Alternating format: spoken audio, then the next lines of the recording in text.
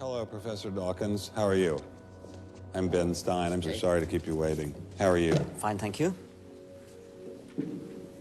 You have written that God is a psychotic delinquent invented by mad, deluded people. No, I didn't say quite that. I said something rather better than that. Oh, well, please tell us what you said. Please tell us what you said. Well, I would have to read it from the book. No, please. The God of the Old Testament is arguably the most unpleasant character in all fiction. Jealous and proud of it, a petty, unjust, unforgiving control freak, a vindictive, bloodthirsty ethnic cleanser, a misogynistic, homophobic, racist, infanticidal, genocidal, filicidal, pestilential, megalomaniacal, sadomasochistic, capriciously malevolent bully. So that's what you think of God? Yeah. How about if people believed in a God of infinite lovingness and kindness and forgiveness and generosity, sort of like the modern day God?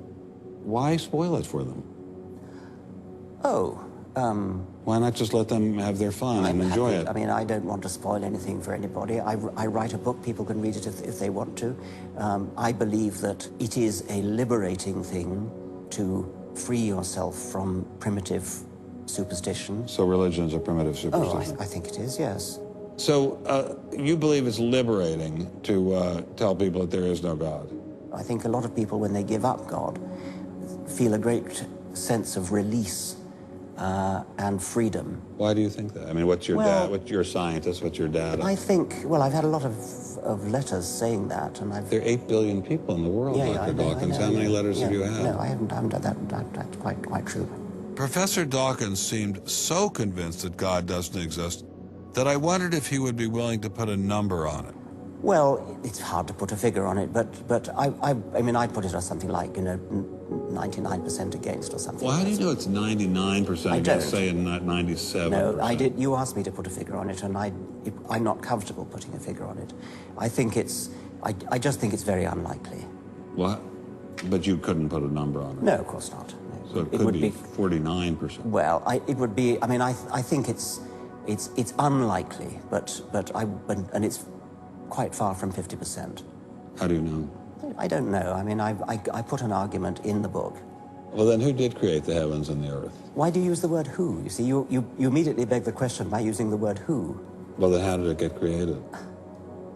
Well, by a very slow process. Well, how did it start?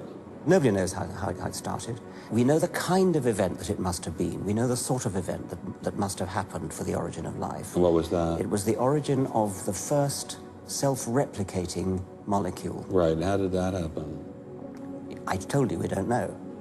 So you have no idea how it started? No, nor has anybody. Nor has anyone else. What do you think is the possibility that intelligent design might turn out to be the answer to some issues in genetics or in evolution?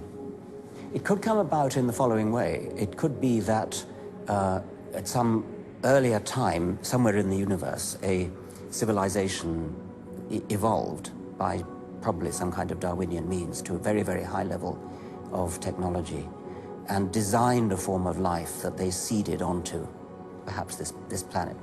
Now, that is a possibility and an intriguing possibility. And I suppose it's possible that you might find evidence for that if you look at the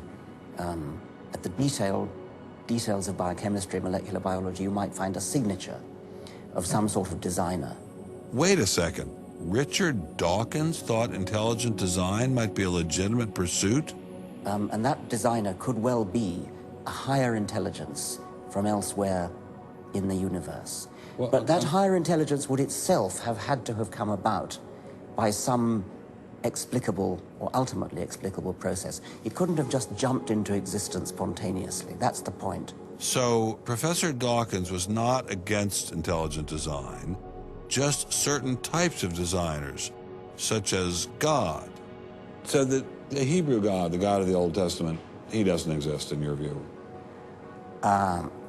Certainly. I mean, that would be a very unpleasant prospect. And the Holy Trinity of the New Testament, nothing like that. Do you believe in any of the Hindu gods? Like Vishnu? How can you ask such a question? You don't, right? How could I? I mean, why would I, given that I don't believe in any others? You don't believe in the Muslim God? No. I mean, why do you even need to ask? Well, I just wanted to be sure. So you don't believe in any God anywhere? Any God anywhere would be completely incompatible with anything that I've said. I assume. Yeah. I just wanted to make sure. You don't believe in any God anywhere? No. What if after you died you ran into God? He said, what have you been doing, Richard? I mean, what have you been doing? I've been trying to be nice to you. Yeah. I gave you a multi-million-dollar paycheck over and over again with your book, and look what you did. Bertrand Russell had that point put to him, and he said something like, "Sir, why did you take such pains to hide yourself?"